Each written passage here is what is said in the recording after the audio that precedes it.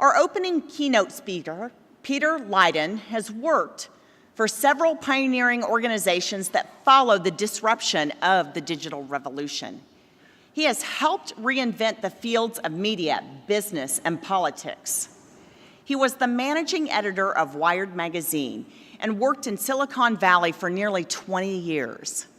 He is a founder of Reinventors, a startup company that brings together top innovators to work on how to reinvent the world. And in his spare time, he has authored 2 books, The Long Boom and What's Next. Before we give him any more time to reinvent the world while being backstage, ladies and gentlemen, please welcome Peter Leyden.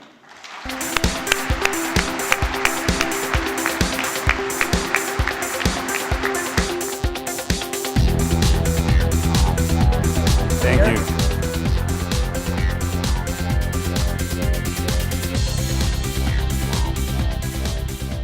Thank you for that.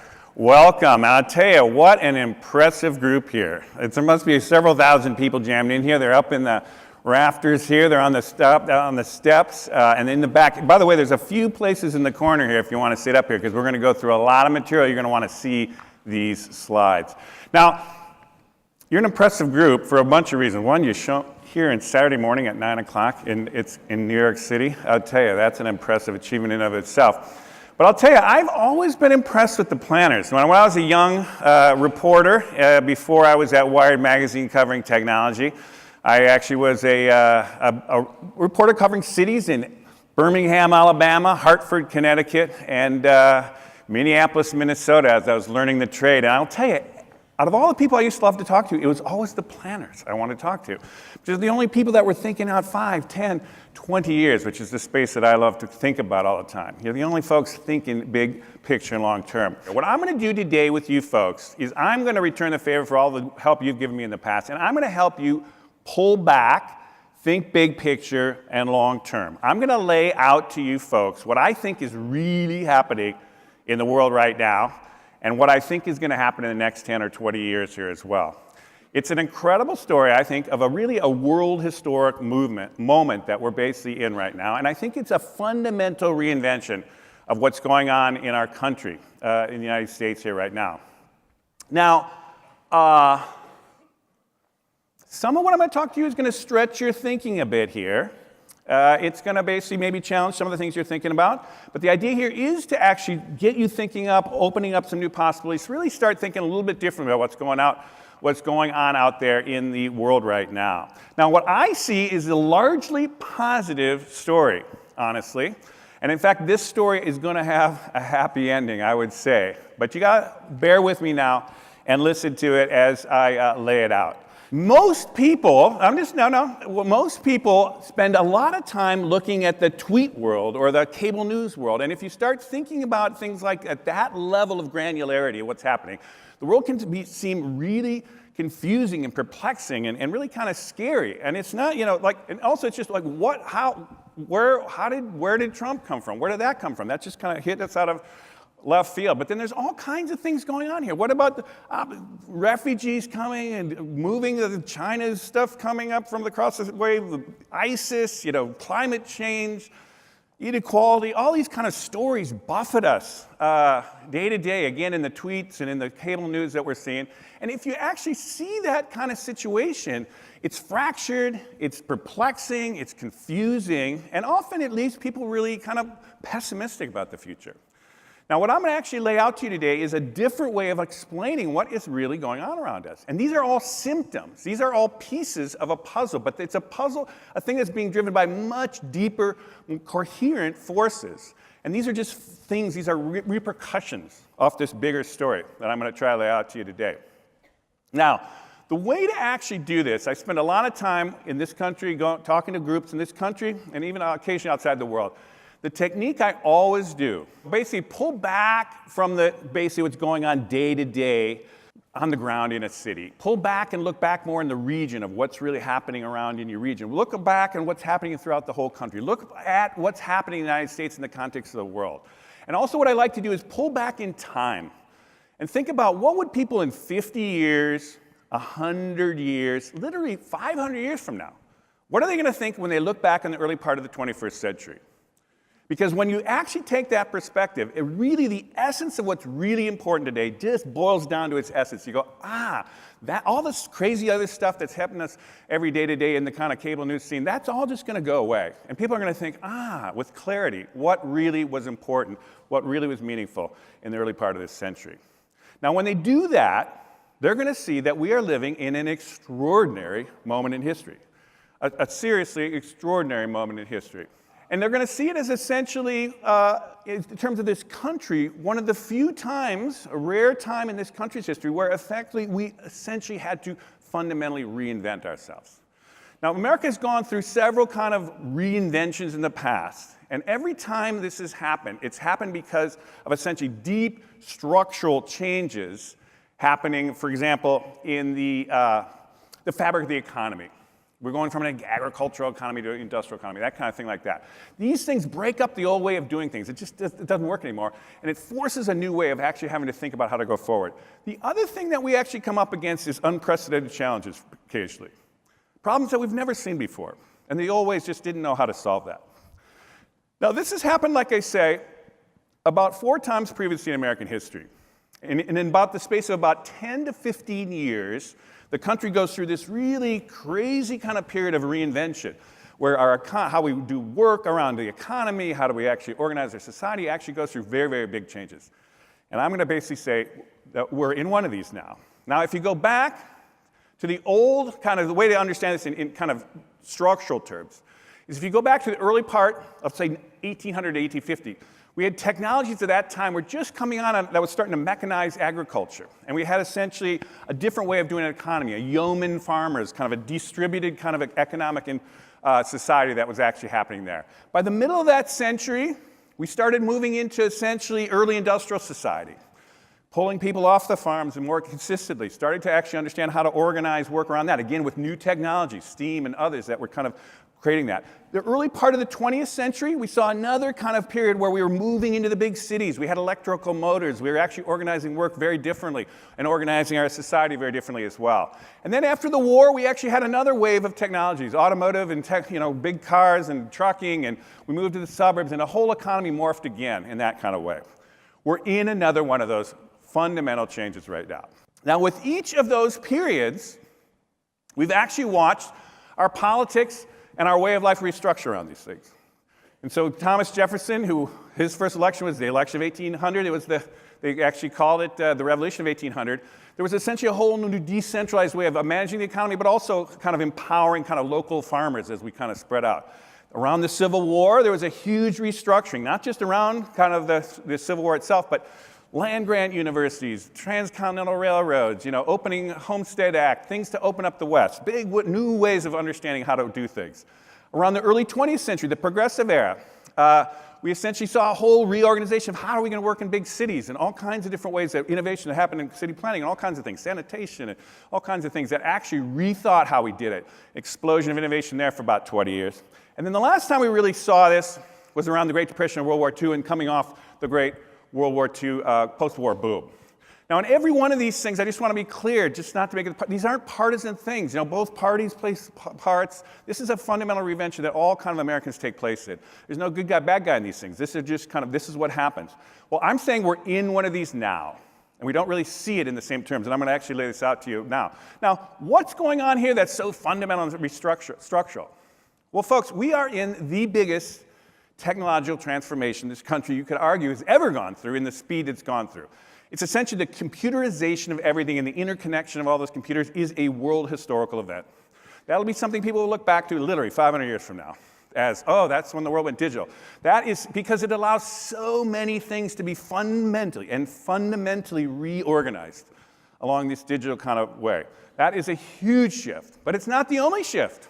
Partly because of these technologies, we are now, for the first time in the history of the world, organizing on a planetary scale. All our systems are starting to go global. All the kind of trade and all that, communications, we're just becoming this incredibly interconnected world, the globalization of everything. And on top of that, we've got unprecedented challenges, not the least of which is climate change. We have literally got Climate change and its things that are associated. We're having to really start thinking serious about water. I'm coming from California. We just got off a big drought. Pandemics like Ebola, mass migration from the Middle East, global terrorism still hasn't figured out. Super empowered individuals, and now nuclear weapons getting around. Rising inequality around this. Healthcare is not, obviously we're having this huge debate on how to go forward on healthcare. The old way is not working. Education isn't up to speed yet. Retirement, how are we going to really take care? This is classic of a system change. The old systems aren't working. The new systems haven't quite been figured out. So whether we like it or not, we are living in this time of fundamental reinvention or transition here. And whether you like, this is our moment. We are going from a group, I can tell from the demographics out here, most people here were born pre-digital in an analog age, and now it is completely digital. Huge transition. We've gone from a world that is fundamentally organized by nations to one that is increasingly being organized with borderless world. No borders out in that world. And we're just beginning this one, going from essentially an unsustainable way of energy and actually just industrial production to an increasingly one that has to be more sustainable in the course of the coming decades here. Now, that's a lot to lay out to you here. And so what I'm going to do in a quick way, as best I can, is lay out to you 6 different ways to think about this in a way to stimulate your thinking. One is I come from Silicon Valley. She mentioned I've been there for over 20 years now. I've been tracking this story very closely. And I will tell you, this revolution isn't done. We got a lot more revolution kind of going in this thing. And that's going to have big implications on folks like you and on cities. The second thing I do want to talk about, though, is it's not just the tech. There's a lot of economic implications on this, too. And particularly around this globalization of everything. And that essentially has something to do with long-term economic growth, which, frankly, I'm quite bullish on what's coming around here. We're going to talk demographics, particularly the big generational change happening in our society right now. But we're also going to be talking from the point of view of cities, the changing face of America and kind of other demographics, and also the migration back to the core cities, which is a crazy thing. Who would have thought that 20 years ago? We have to talk, from my point of view, you have to talk about climate change if you're going to talk about the next 10, 20, 30 years. It is going to fundamentally structure so many things and drive so many interesting things, too, positive things, that we have to touch on that. And we're going to talk politics, and not in a partisan way. And I know there's people from all over the country here, people have different political beliefs, but there's no way a country can go through these kind of changes at the core technologies, at the core of its economy, and not expect this to actually churn up and be churning in politics. And in fact, it's obviously what's happening now. But again, there's some guidance from what we've done before that I think I'm going to lay out to you there about how I think it's going to turn out. Now, a lot to cover here. So let's start with going back to the digital thing. Again, I've been in Silicon Valley. I was there in the early Wired magazine, ran that magazine. I've been there for many years since then, building out my networks through different kind of companies. And my latest company, we actually bring together innovators all the time on big projects to how to solve complex problems. And so I'm well aware of what's happening here, and I want to kind of synthesize some of this for you folks today. Now, for folks outside of Silicon Valley, there's a core thing that's worth reminding people. Some of you might know this, but there's a thing called Moore's Law that roughly has driven the whole industry, which is every 2 years, engineers figure out how to get twice as many integrated circuits on a chip, which essentially doubles the power, shrinks the size, and drops the price. This is all have been happening every 2 years. Now, when you double the power, the doubling starts going, in the early days of doubling, okay, those are doubling, but only when you start catching on. Ooh, that thing goes up to the ceiling, then it goes up a floor, then it goes up 2 floors, then it goes up 4 floors. The back end of doublings get really kind of crazy, and we're at the back end of 40 years of doubling now. So we started when, some of you might remember this first personal computer, the Apple II, among the first, where 1 megahertz, that's the kind of unit of power you think about in a computer, costs roughly $5,000. And now you can get 4 gigahertz or 4,000 megahertz for less than $1,000. So essentially, computers are 25,000 times more powerful in 40 years. 24,000 times more powerful. Now, there is this little bit of a slowing down of Moore's Law because we're shrinking them so small we can't get too much smaller. But in general, we're still on this juggernaut. The other way to talk about computers is clock speed, how fast they are.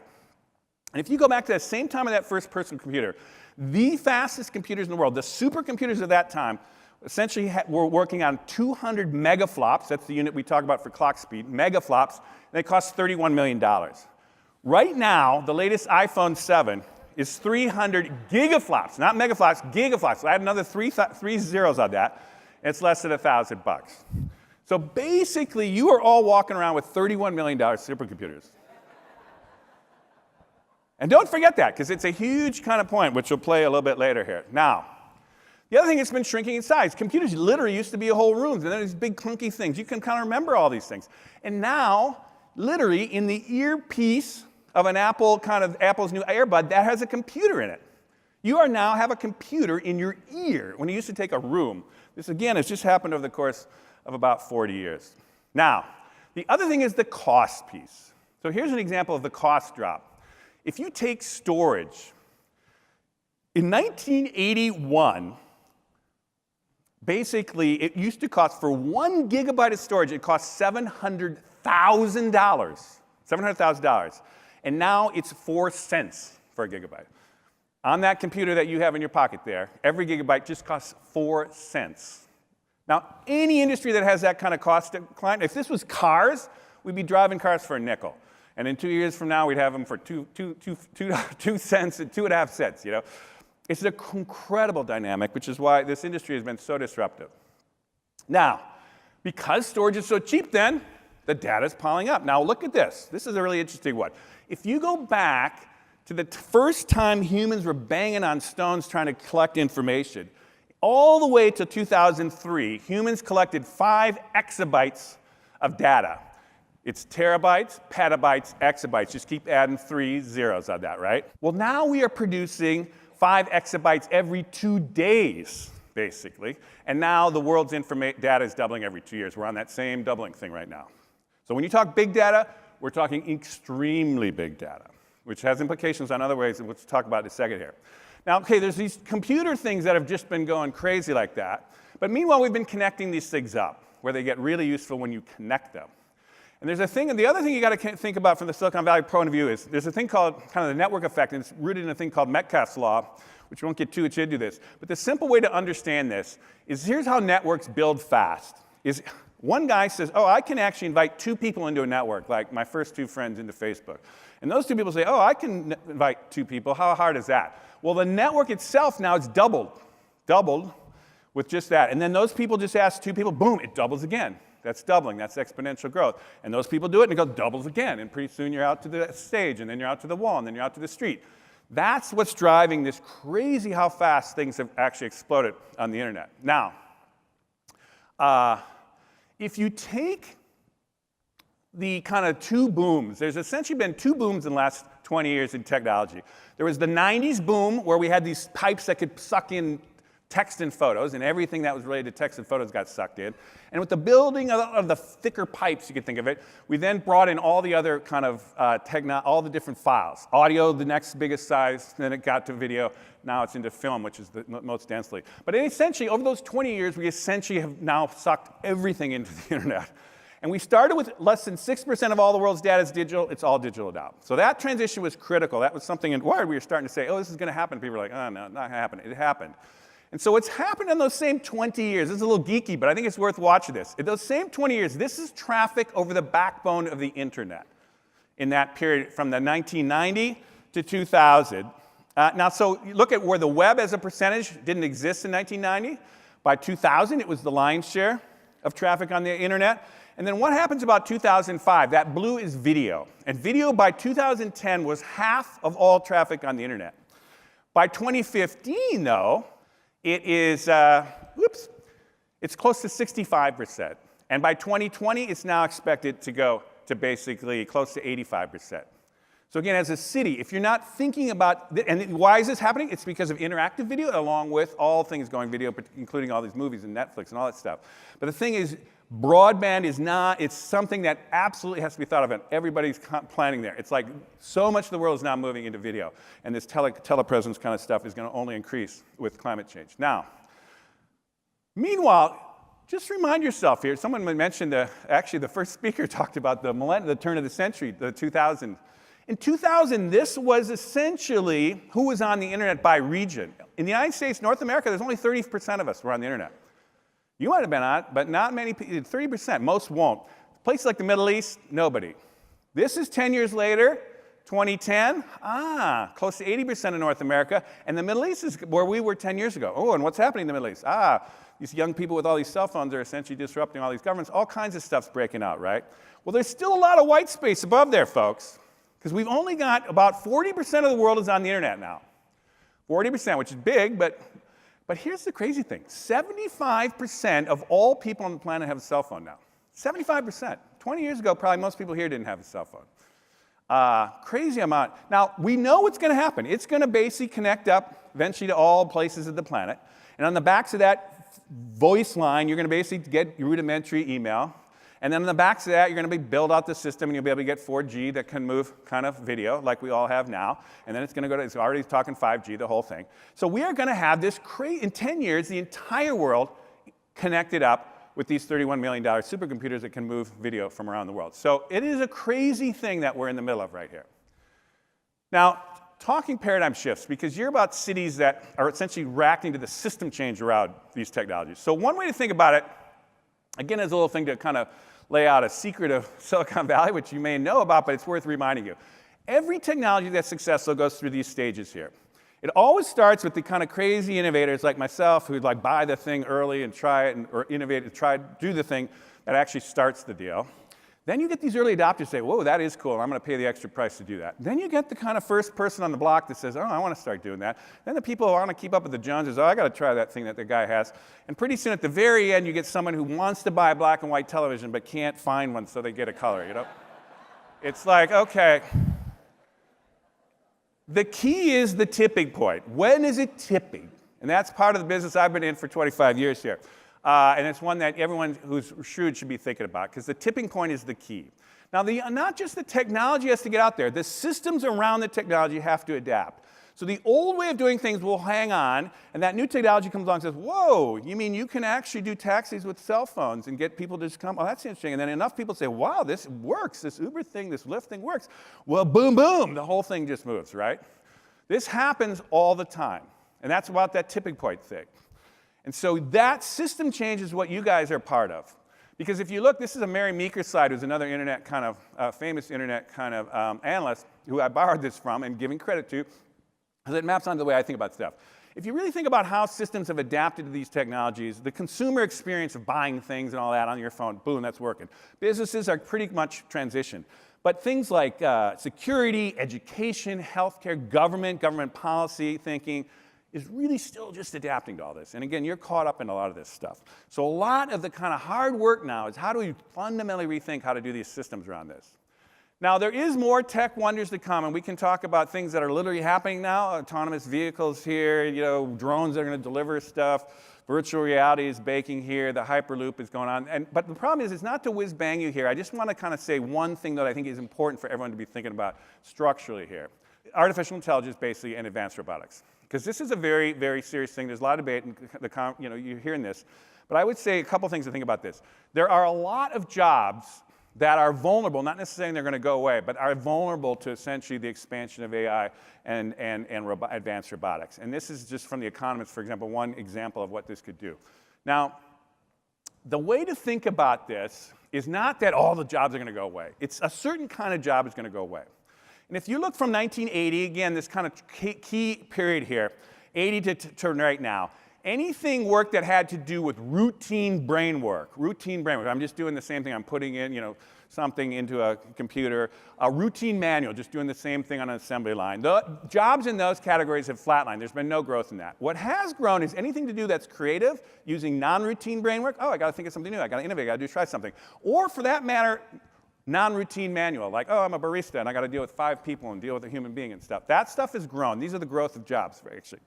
With AI and that, it's going to, if anything, the repetitive stuff's going to go down, and it's going to push more people into the creative problem-solving state.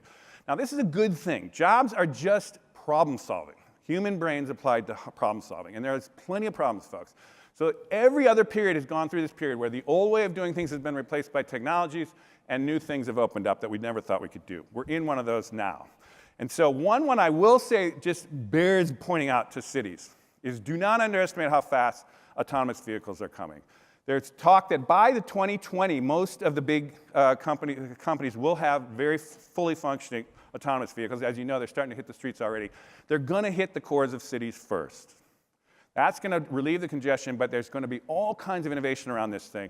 You've got to wrap your head around this fast. It is coming. It's not going to slow down. All the biggies are on it, and places like it's coming quicker than you think. And so what I would just say to you, just as a little thought here, because we've got to move faster stuff, is we are moving to a world where we're going to have very smart machines working with humans hand in hand.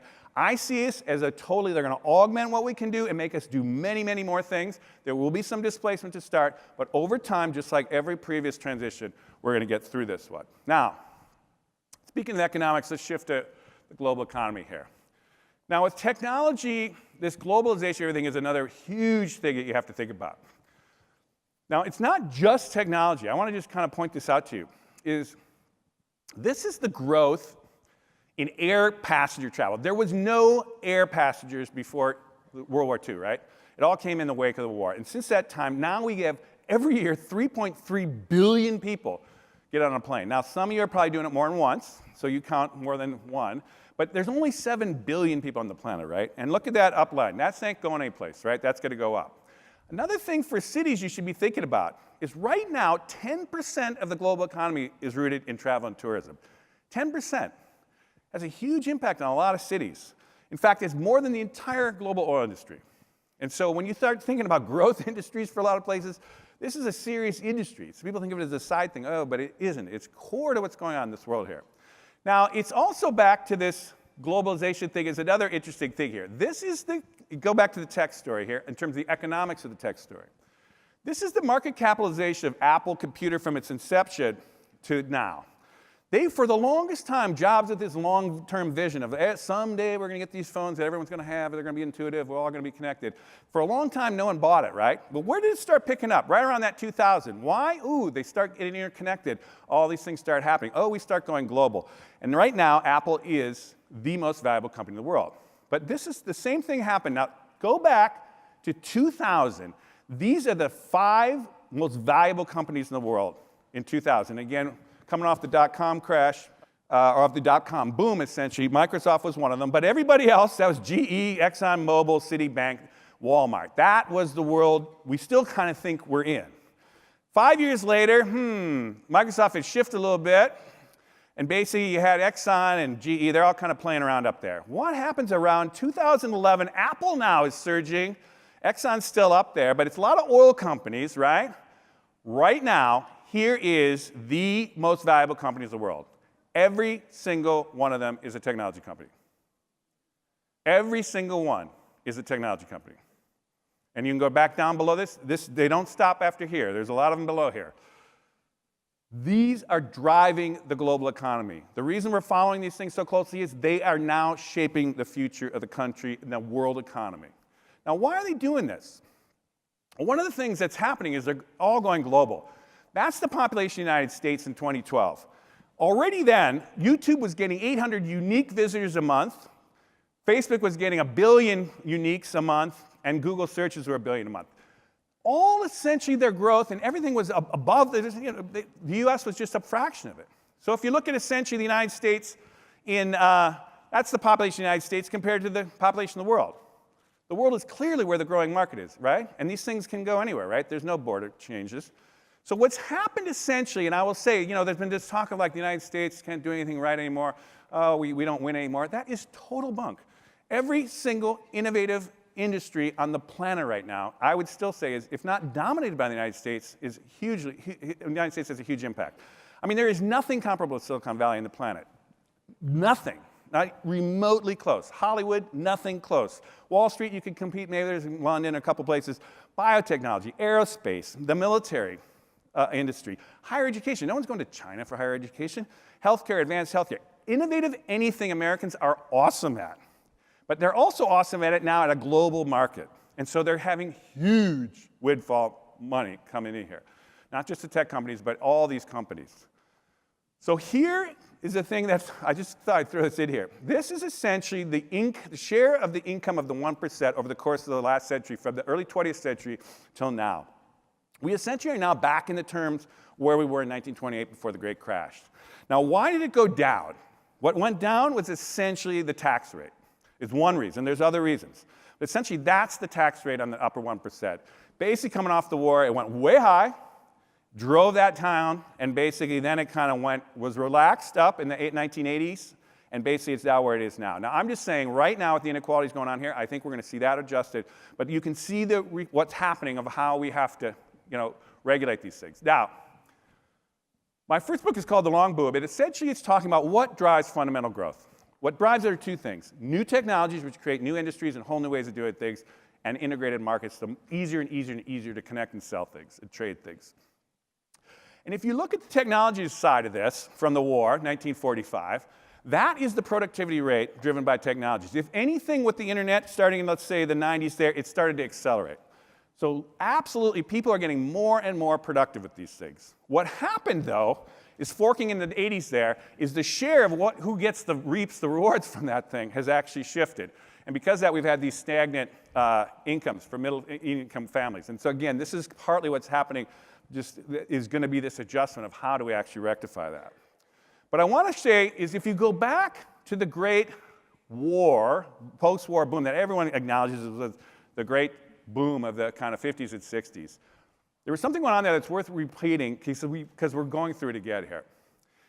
After World War II, you took all these new technologies, which I mentioned, that had been developed in the war: commercial aviation, plastics, atomic energy. All this stuff goes into the private sector, public sector. Think of it as everyone can use it, and we can use it. The second thing is we took half the world, the free world, and we said, hey, we're going to organize a better integrated market, right? So what happened? The United States loves tech, most open economy. We boomed in the 50s, right? And by the 60s, basically Europe, Japan, all that were back on their feet and booming. And it was only with the oil shocks of the 70s, which is the lifeblood of that industrial economy, did we actually peter to a stop a little bit or a slowdown. We had a huge boom, and we all recognize that. What people do not recognize is we've just finished a very similar thing in the 80s here, or starting in our era. So the 80s, we had the same thing. The Cold War ends, and all these technologies developed in the war. Microchips were for guided missiles. The internet was to communicate in nuclear war. All these Google Maps here we're looking at, it was to spy on the Russians, right? All that stuff goes into the private sector, the public sector, and we all start saying, oh, wow, we can do these crazy things with it. And then we took the entire world, the communist world, China, Russia, we put them in the free market economy. And so we had this crazy boom in the 90s because the Americans jump on the technology, we're the open economy. Boom, we're crazy in the 90s. By the 2000s, China's on fire, Turkey's on fire, everybody's booming, Brazil, the whole thing. And it's only with the crash, the lifeblood of our economy, finance, that we screwed that whole thing up. But from a global perspective, we've come off a very similar long boom. Now, what I'm just pointing out to you long-term thinkers is there's a lot more of this coming. We've got all kinds of new technologies coming. Biotech is where infotech was essentially just 20 years ago. We're watching just waves of new technologies potentially coming here. And I'm saying we have a lot more reason to think there's a lot more growth ahead of us coming here. And another way to kind of think about it is taking those adoption curves, is if there was an adoption of new technologies and reorganizing around it off of World War II, we're kind of the end game of that computer technology reorganization. We got a whole other one coming, sustainable tech coming up. Now, given our time, we're going to move to people fast here in this millennial generation.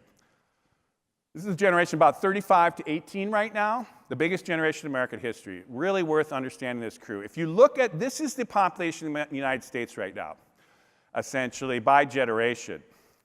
That is essentially the guts of the economy from age 20 to 60. Look at those millennials. They're all coming of age, they're all voting age, and they're all in the or moving into the workforce. And the baby boomers are sliding off the stage there, right? If you take this out 10 years, I'm a tell baby boomer, but and I know there's a lot of boomers in here. But look at this, 10 years out, less than 10 years out, that is America's workforce and what's really driving the economy and the society. And look at that, the millennials are the dominant generation, bar none. Baby boomers are all retired or unfortunately really sliding off. Sorry about that. But this is really important mindset to shift here because people do not see the data like this, right? So what is a world, every generation has a personality, and what are these millennials like? Now, I do a whole talk on this, but I just want to throw out some things here. They're super tech savvy, everyone gets that. They're super collaborative. They all want to work together. They're always constantly working. They're very civic-minded, much more so than kind of the more jaded, essentially, Gen X and boomers towards politics and things like that. They're the most racially diverse generation in American history, 45% of them, close to it now. They're the most global, traveling exposure to the world, and they're unbelievably of one mind about climate change and green. So even if you don't have a feeling about what you think about climate change, they do. And again, they're going to be driving things. Boomers, on the other hand, it's worth saying, we're very different on a lot of that, and so it's worth saying, since the boomers have been in charge. Super media savvy, not tech savvy. Individualistic, not collaborative. Very individualistic. Honestly, quite indulgent. Rather have a tax cut than invest in the future kind of stuff. Largely white, wasn't diverse, nationalistic, didn't travel as much, and principled, let's just say, or other way to think of that is stubborn. That's basically two sides.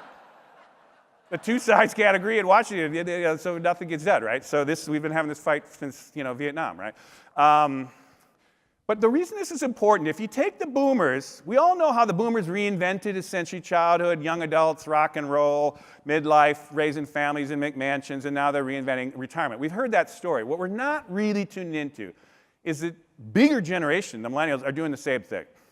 They've reinvented childhood along with their parents, but now they're young adults. They're reinventing young adulthood. They're streaming back to the cities.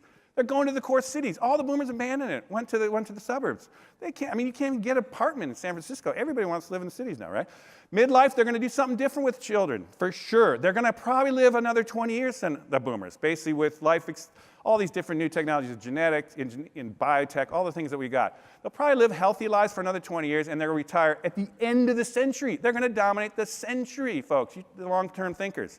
So what do they want? And so we're watching this handoff here, which is not fully recognized. Big handoff is happening right now. Now here is just some facts. If that's speculation, you could say. But look at this, and we're going to go fast here. But by 2000, only 6% of millennials were in the workforce. 5 years later, it's 15. They're moving up there, by the way. And now, 2015, they are the biggest cohort generation in the workforce. Now, and look at those boomers just coming down, right? And so thank God for the Gen Xers out there holding the boat. As one's going on and one's going off, it's like, holy God. But here's a fact for you. 10,000 boomers are retiring every day. 10,000 boomers a day. Don't plan for the boomers. That's the mistake here. Now, there's a melding situation here, melding of America. This is also really important for our whole country. This is essentially the growth to 2050 of the American population. 30%, this is not on illegal immigration, 30% in 2050 will be Hispanic. If you basically shift, it's very similar to what happened, by the way, if you shifted back 100 years, you basically would have had the immigrants of the early 1880s to 1920s integrating by 1950 in essentially into society. We're going to watch something very similar by the 2050s, essentially, with Hispanic folks. But essentially, right now, we're actually seeing it in the early stages here of the kind of difficult transition. But I'm saying that's probably what's going to happen. The other thing to think, it's not just Hispanic population. This is essentially the rise in minority population as a percentage of the population since the 60s, and that's consequently bringing down the white population. That is the America that elected Barack Obama. And if you play that out, census numbers, not illegal immigration, basically before actually 2050, whites will be a minority in the country as a group. In fact, that is California today. California's been like that for about the last 5 years. They're also moving to cities, as you know here. And this is something, it's a global phenomenon happening all over. That's the growth of the world population. That essentially is the rise of people to cities, and it forked. There are more people living in the world now in cities than essentially coming basically off the rural areas. And so this is also happening they're piling into mega cities. This is the size, the growth of cities of 1 million people or more over the century here, right? 63% of the US now is in cities. I mean, we kind of anecdotally know that, but think about that. Cities is where people live in, and it's increasing. Basically, this is all, in fact, if you look at it right here, this is a kind of geeky thing, but I thought I'd throw it in here just for you guys. If you took the decade of 2000 to 2010, the growth of suburbs much higher, substantially higher than cities, meaning core cities. Essentially, starting in 2010, they're roughly the same growth rates. This, again, is this phenom of particularly the millennials moving back to cities, also retired boomers. But core cities are back in the game. Now, we're going to swing here, given our time, to something that as long-term planners, you cannot not think about, I think, in my opinion. I know it can be controversial at subgroups, but climate and sustainability. Just to kind of drive home the point here, just to point it out, CO2, carbon dioxide, in the atmosphere traps heat. That's the problem. This is the last 2,000 years, what the world has had in CO2, back to Christ's age. We essentially are now charting off ever since the Industrial Revolution. It's just been accelerating faster and faster as we get bigger and bigger on the planet. We're in the danger zone already.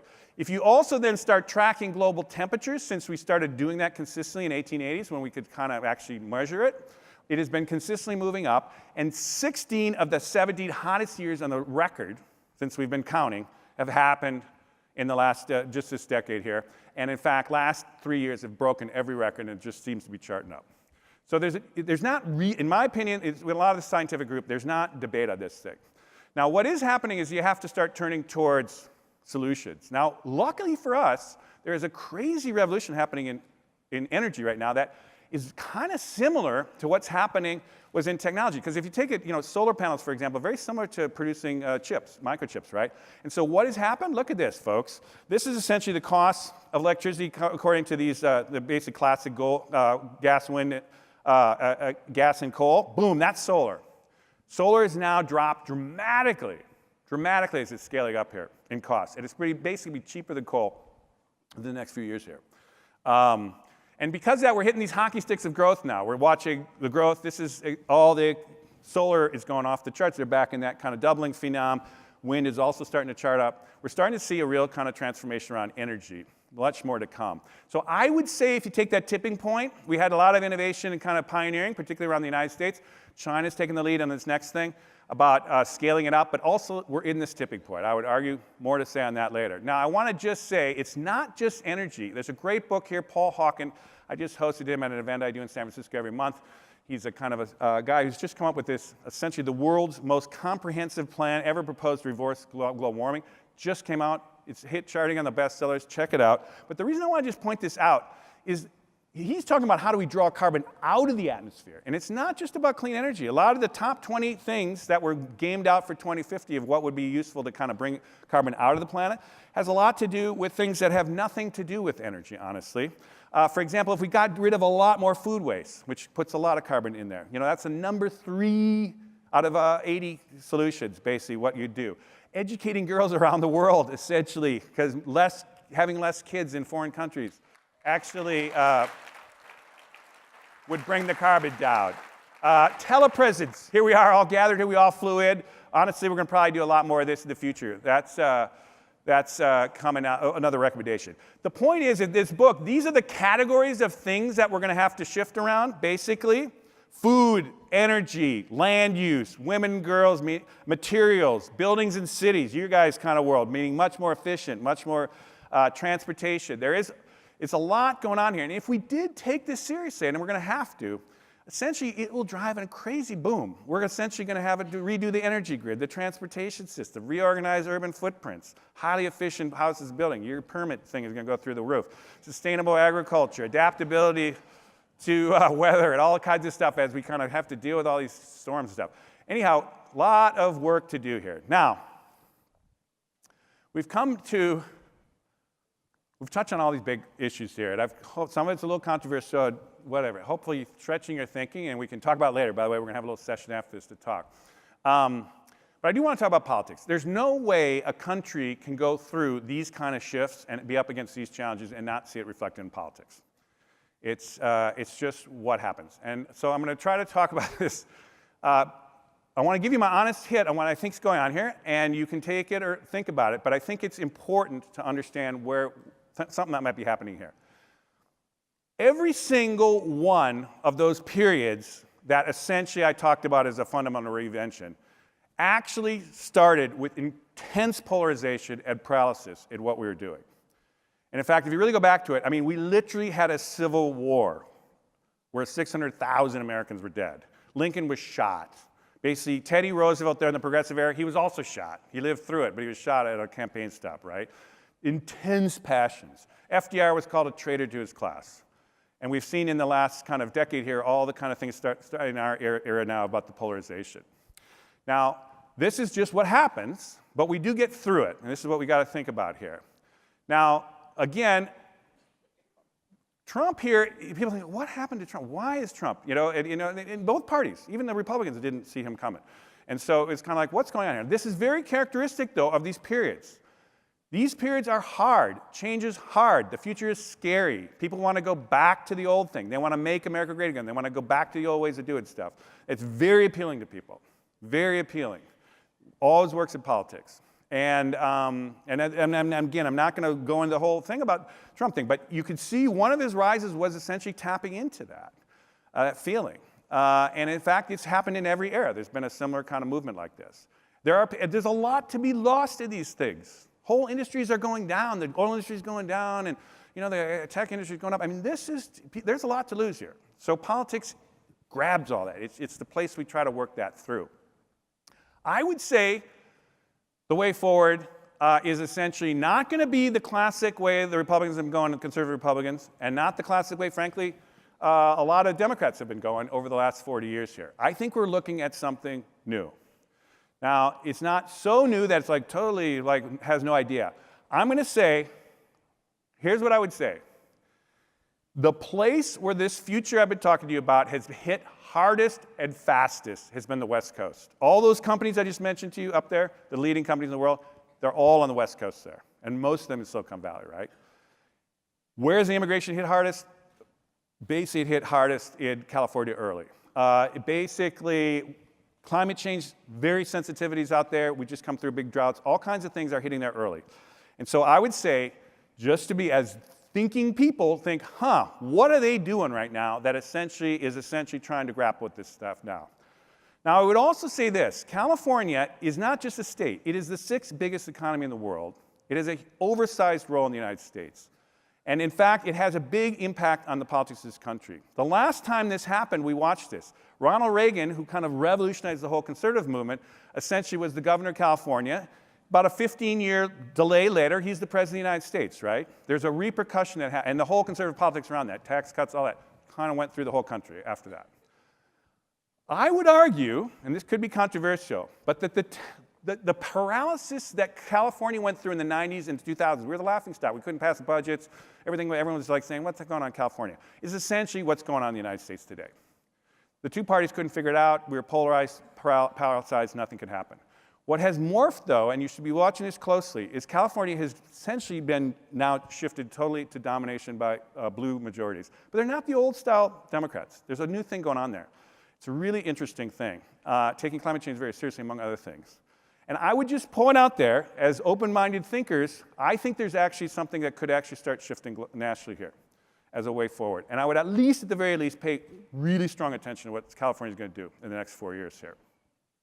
Now, the other way I want to leave you with, though, is not in partisan politics. I'm just laying this out. Think about that. There's something going on here, and our future is going to be opening here. But I want to leave you with a little bit of inspiration here by going back to the last time. When was the last time America went through something like this? And of course, it was the Great Depression and World War II, and coming off that. And so we could learn something from that. And the way I want to start this is quoting, essentially, John Maynard Keynes was an economist, a very famous economist that kind of reworked the global economy around Keynesian economics ultimately. But in 1930, right after the crash, in the early stages of the Depression, he wrote this very prescient thing that I'm going to quote just here. You quote this, I think it's worth reading. He said, "We are suffering just now from a bad attack of economic pessimism. It is common to hear people say that the epoch of enormous economic progress that characterized the 19th century is over, that the rapid improvement in the standard of life is now going to slow down, at any rate in Great Britain, which was the leading power at that time, that a decline in prosperity is more likely than an improvement in the decade that lies ahead of us." He basically then said, "I believe that this is a wildly mistaken interpretation of what is happening to us. We are suffering not from the rheumatics of old age, but from the growing pains of over-rapid changes, from the painfulness of readjustment between one economic period and another." And of course, he was totally right. Because after the war, we watched the biggest expansion that's ever happened on the planet in terms of economic growth. Now, those folks faced their version of our things. They had the Great Depression, financial collapse. They had basically the rise of Hitler, fascism, they were freaked out about communism, basically nuclear war. Nuclear war was their climate change. They had no idea how to stop nuclear war. They were convinced we were going to have American cities bombed. I mean, you boomers, you're here. I was under a desk, practicing for when the bombs came, right? I mean, that was literally, we didn't know how to solve this problem, right?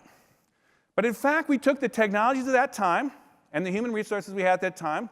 This is actually Vannevar Bush, who's the chief science advisor for FDR, actually right there. We didn't even fully tap into half the population. Women at the time were just typewriting pools, right? And they weren't fully maximized for what their brain power could have done. But even so, we essentially, in the space of literally 15 years, the same thing, pulled America out of the Great Depression via this kind of new way of economics, defeated fascism, contained communism, and basically had this nuclear balance that hasn't missed, no bomb has dropped for 70 years. We basically invented in the space of 3 years, UN, World Bank, IMF, all that kind of stuff. And we came back with the Social Security, GI bills, all FDIC mortgages, all these innovations that kind of drove this middle class. And we look back on those folks and we say, oh my God, they were amazing. How did they ever do that? Well, in fact, we're no different than us. It's just that we're in it now. We can't see it now. We're all fighting now. We're not pulled back into that perspective. But we're in the same situation now. And in fact, what's crazy about it is we're so much better off. Just take human resources. Educated Americans, or let's say people with 4-year college degrees in the United States in 1940, less than 5%. Now it's well over 30%. And in fact, 60% of Americans now have some college education. Now that's not just the college educated people who matter here, but it's like, wow, that's a lot of people with advanced degrees, right? But also, I've been laying out to you, we have this situation where we have essentially, full broadband wireless, essentially, all over the planet. We're going to basically have these handheld supercomputers in everybody's hands. We're going to have this open channel video to connect anybody to anybody around the world in kind of video conferencing, right? And we're going to have these collaborations like never before. And I would say if you went to FDR and you said, hey, FDR, I got this thing here that you could actually ask any question in the world and get all the world's information back prioritized in a second, he would say, well, that's magic. And no, it's Google, and every 5-year-old in the country knows how to use it, right? I mean, we just have extraordinary technologies in our power right now. So we are totally able to make this transition to this all-digital society, this totally integrated digital world. We're totally able to make this transition to this more globally connected kind of world that we talked about. We're totally able to make this transition to this sustainable world of clean energy.